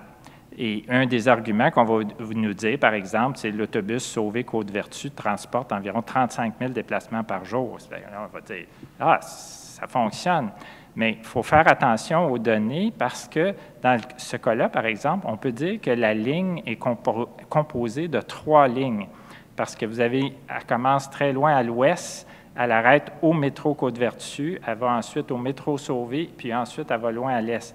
Ce qui veut dire que la ligne se vide à chaque station de métro, ce qui fait que dans les faits, c'est comme s'il y avait 3 lignes d'autobus. C'est pour ça qu'il peut y avoir un achalandage aussi élevé. Mais dans les faits, quand on regarde comme il faut, la réalité d'un service de qualité, c'est plutôt de l'ordre de 15 000 déplacements par jour pour un réseau d'autobus, un vrai réseau d'autobus. Pourquoi aussi l'autobus diesel n'est pas acceptable? On a eu tendance à toujours dire l'autobus diesel, ah oui, c'est mieux que l'auto, puis tout ça. Sur le plan social, oui, l'autobus diesel a toujours été essentiel. Il faut qu'il y ait un service. Mais quand on regarde l'enjeu des gaz à effet de serre, les autobus diesel ne réduisent pas les émissions de gaz à effet de serre de façon significative. Je crois que même cette image-là, vous ne l'avez pas dans le document. En tout cas, ici, vous pouvez prendre, ou je peux vous envoyer d'autres documents. Mais quand on regarde le cycle de vie, puis qu'on regarde concrètement, un autobus urbain avec un achalandage moyen, a le même facteur d'émission qu'une automobile hybride avec une personne dedans, là. Ce qui veut dire qu'une automobile avec 2 personnes est généralement un meilleur rendement que la plupart des autobus à Montréal. Il faut bien comprendre que ce n'est pas avec l'autobus diesel qu'on va réduire les émissions de gaz à effet de serre. Là, la réponse qu'on nous sert tout de suite, « Ah, bien, il n'y a pas de problème, on a juste à avoir des autobus électriques à batterie. » Et oui, l'autobus électrique à batterie, je pense, a un bel avenir, mais il faut bien comprendre quel est le créneau où c'est utile. Un autobus électrique à batterie, ça transporte 3 ou 4 tonnes de batterie. 3 ou 4 tonnes, ça, c'est comme 50 passagers, là. Ça veut dire qu'en tout temps, cet autobus-là transporte 50 passagers. Qu'est-ce que la conséquence de ça? C'est quand on le regarde dans le bon mode au bon endroit. Oui, l'autobus électrique à batterie a un bel avenir, mais ça va être dans les petits réseaux, dans les banlieues, dans tous les systèmes qui n'aura pas 35 000 déplacements par jour comme on peut prévoir dans le cas de la Chine, là. Donc, l'autobus électrique à batterie, oui, mais si on parle, par exemple, du tramway La Chine, si on veut le remplacer par des autobus électriques à batterie, ça veut dire que pour remplacer une rame de tramway, ça va prendre quelque chose comme 7 ou 8 autobus électriques, avec donc 7 ou 8 chauffeurs et tous les coûts qui sont associés à ça.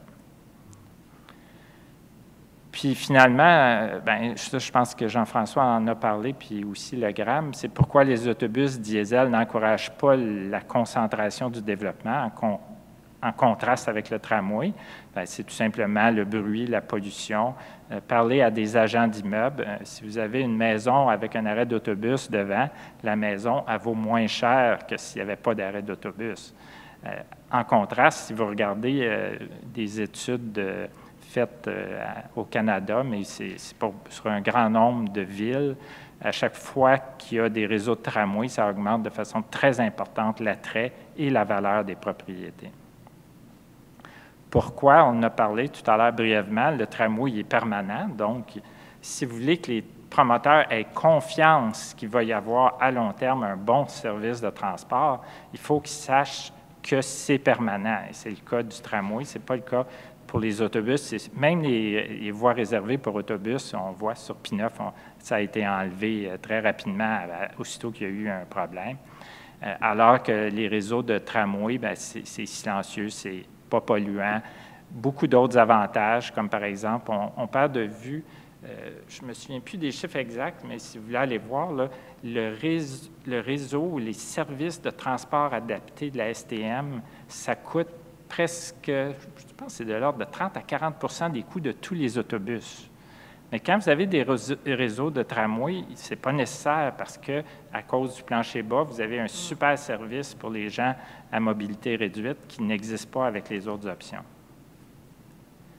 Le tramway, très bien adapté à l'hiver. En tout cas, ça, vous l'avez, les exemples sont nombreux, il n'y a aucun problème. Puis s'il y a quelque chose, c'est sûr qu'il peut toujours y avoir un peu de problème, mais un réseau de tramway, c'est beaucoup plus fiable dans la neige qu'un réseau d'autobus sur pneus, parce qu'évidemment, les autobus sur pneus, ils ont des gros problèmes quand il y a une tempête de neige.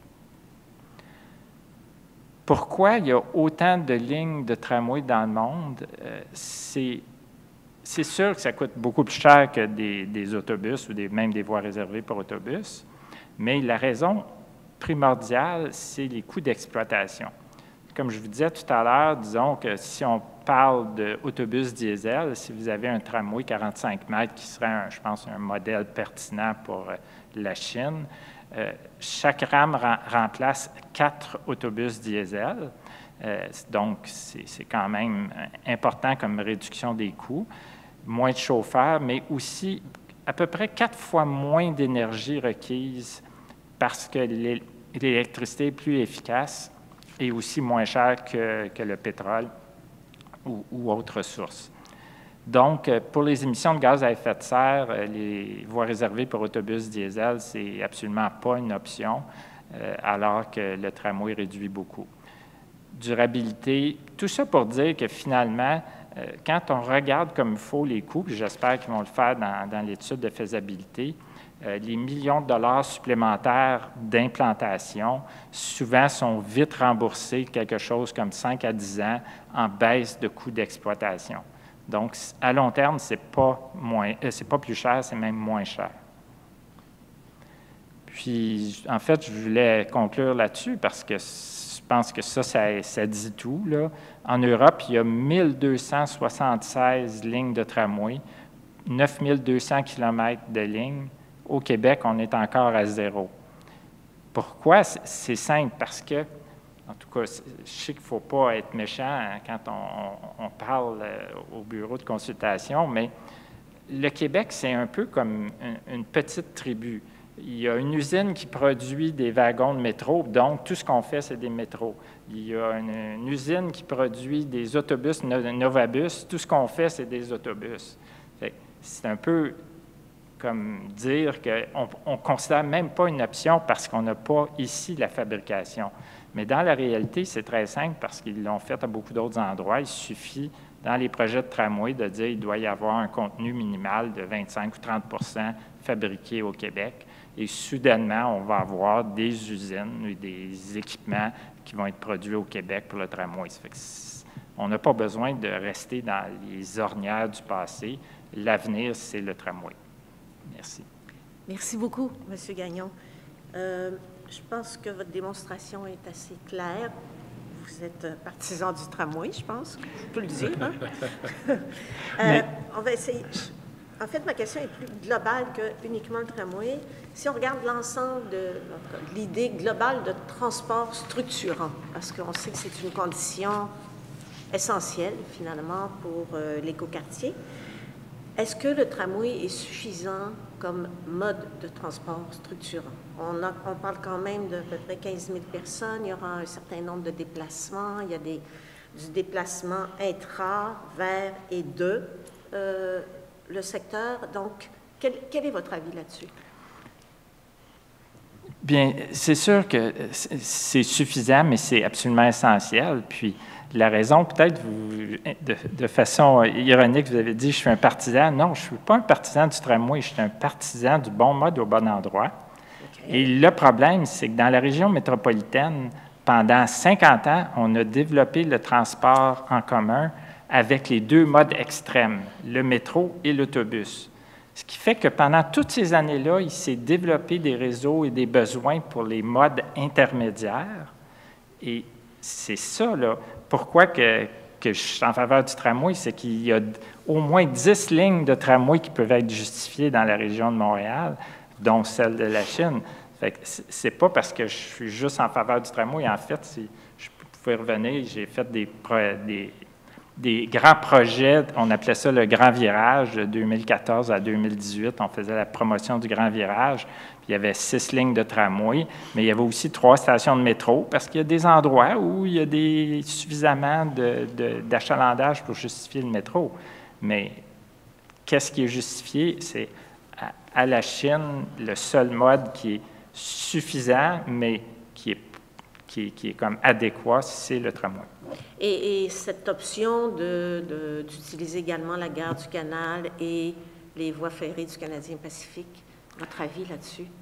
Bien, personnellement, moi, je ne vois pas beaucoup d'avenir dans ce genre d'infrastructure-là, qui est un peu une infrastructure qui vise à desservir les banlieues pour donner une impression que les banlieues peuvent accéder au centre-ville facilement.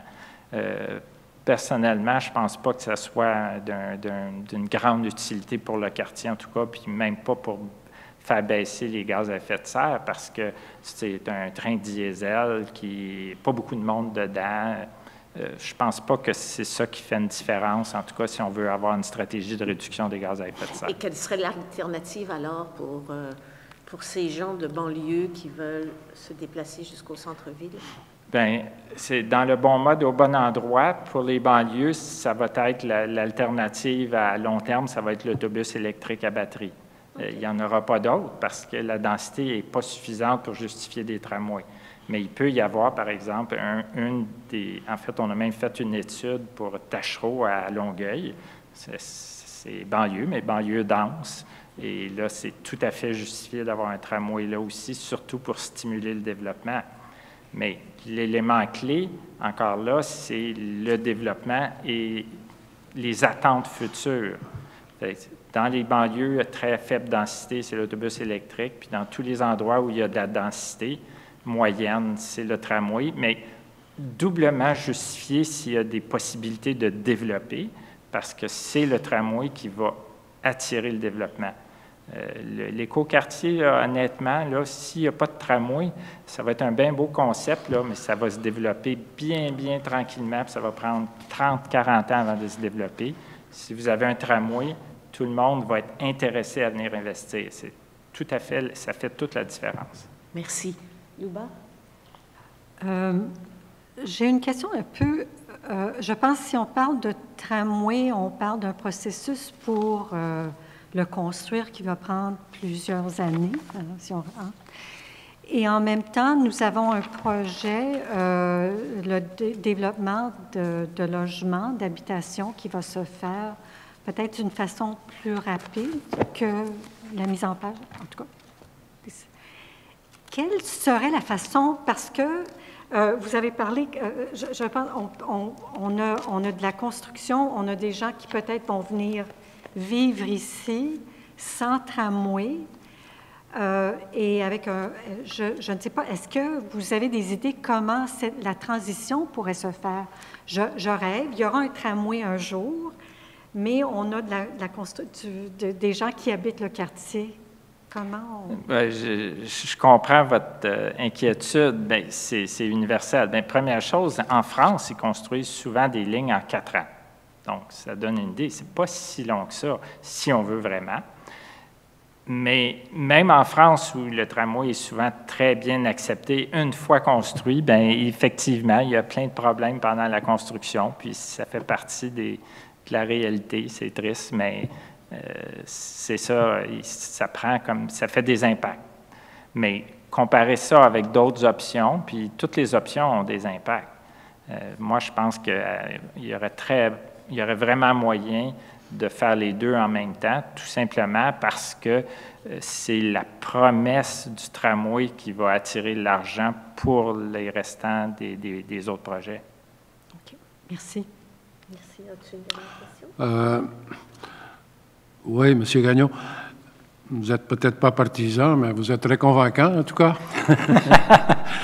J'espère que vous gardez une copie de votre mémoire pour la STM ou pour la ART.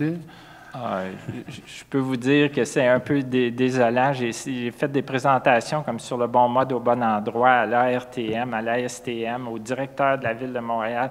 Ça fait des années qu'on fait ces présentations-là, puis que tout le monde est très content de nous, mais j'attends toujours le tramway.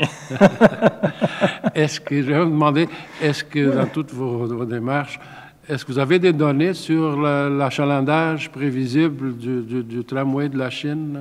Des données un peu plus précises, parce que ce qu'on a jusqu'à maintenant, c'est assez approximatif. Là. Honnêtement, c'est qu'il y a eu une étude faite par le GRAM, je ne sais pas, ils pourraient donner leur chiffre, je pense que c'était 50 000. Ensuite, on a refait une autre étude de Jean-François Lefebvre et moi pour la CEDEC. On était un peu plus bas, mais comme je vous disais, peut-être qu'on se trompe puis que c'est pas 50 000, puis ça pourrait être aussi bas que 35 000, mais 35 000, ça justifie totalement le tramway de toute façon. Puis la question encore là, c'est 35 000 peut-être dans 10 ans, mais dans 20 ans, ça va être sûrement continuer à augmenter. Si vous regardez les villes qui développent le tramway en Europe, c'est contagieux presque. Ils font une ligne, puis quasiment qu'ils n'ont même pas fini la ligne. Tout le monde en veut d'autres, puis ils font d'autres lignes, puis ils font des rallonges. Puis c'est comme ça. Une fois que le mode est accepté, ça peut se développer très vite. Ma deuxième question en rapport à ce que, je crois que c'est le GRAM qui l'a mentionné, c'est l'éventualité qu'un tramway ne soit jamais déployé. Et d'après, si ma mémoire est bonne, ils disent qu'on ne doit pas écarter cette possibilité-là. Qu'est-ce qui arrive? Bien, c'est comme ça a toujours été. Peut-être, si vous voulez, en termes de militants pour réduire en termes de changement climatique, l'élément central qu'on ne parle peut-être pas suffisamment, mais quoique c'est étrange, on commence à en parler au Québec, c'est l'étalement urbain. Bien, si on n'a pas une stratégie pour vraiment combattre l'étalement urbain, il n'y a pas moyen de réduire vraiment les émissions de gaz à effet de serre dans les transports. Et qu'est-ce qui est l'élément clé, à mon avis, d'une stratégie de réduction de l'étalement urbain? C'est le tramway, puis le projet de tramway à la Chine avec l'écoquartier, c'est exactement ça. C'est un outil excellent pour lutter contre l'étalement urbain parce qu'on crée du logement de qualité dans un contexte où les gens n'ont pas besoin de 2 ou 3 autos. Fait que c'est ça, là. Fait que s'il n'y a pas de tramway, on continue comme avant, mais qu'est-ce qui va arriver? C'est l'étalement urbain. Plus que le développement, les gens vont aller s'établir en banlieue au lieu de venir s'établir ici. Puis ça veut dire que le développement va se faire, mais ça va être très lent. Si je peux, je dépasse de mon mandat. Dépassé de beaucoup. Il y a eu 2 ou 3 questions que j'aurais voulu venir répondre, que vous avez parlé, puis les gens parlent des logements abordables ou des condos ou des maisons abordables. Quand on parle d'étalement urbain, là, un des gros facteurs qui cause, puis il n'y a personne qui veut le dire clairement, c'est les banques. Quand vous allez à la banque, puis que vous êtes à revenu modeste, on va vous dire, pour acheter un condo ou un logement, ça vous prend des revenus de X. Puis, parce qu'il faut que votre paiement hypothécaire ne soit pas plus que 30 % que votre revenu X. Puis là, on ne tient pas compte d'aucun autre facteur. La banque a fait ça. Fait que systématiquement, tous les gens qui sont un peu pauvres, ils se font tous refuser les demandes hypothécaires. Ou qu'est-ce qu'ils font? C'est simple. Ils s'en vont loin en banlieue, créer l'étalement urbain, parce qu'ils vont avoir une maison bien moins chère. Puis là, la banque leur donne le prêt, mais ils ont besoin de 2 autos. Alors, vous résumez? Non, mais c'est ça qui était mentionné tout à l'heure. Il faut que la Ville et les promoteurs du projet mettent ça en évidence. Si vous venez ici, vous allez, avec la géothermie, 3 fois moins de factures de chauffage, pas d'auto ou peut-être 10 fois moins de coûts de transport, et d'envoyer un message très clairement aux banques en leur disant, vous pouvez prêter à des gens beaucoup plus élevés, même s'ils ont des revenus modestes, parce que les dépenses subséquentes vont être très faibles à comparer d'aller s'acheter une maison en banlieue. C'est l'enjeu déterminant, c'est de tenir compte des coûts d'exploitation, des coûts des autos. On ne veut pas en tenir compte de comment ça coûte un auto. Ça coûte 10 000 $ par année facilement, mais la banque, elle ne veut pas en tenir compte. Mais c'est ça qui fait que le développement, il ne va pas à la Chine, il va sur des maisons de banlieue lointaines. Alors, sur ce, merci. Je vais vous remercier vraiment infiniment d'être venu discuter avec nous, de nous avoir soumis également cette opinion. Alors, je vous souhaite une bonne fin de journée. Ceci met fin donc à notre seconde séance d'audition. Est-ce que la Ville désire se prévaloir de son droit de rectification? La Ville ou l'arrondissement? Et ou l'arrondissement? Un droit de rectification. Non, droit de rectification. Alors, bien.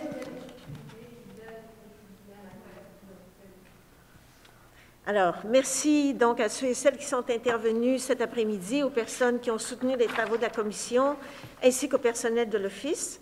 Nous nous retrouverons tout à l'heure pour une 3e séance, donc toujours dans cette salle-ci à 19h.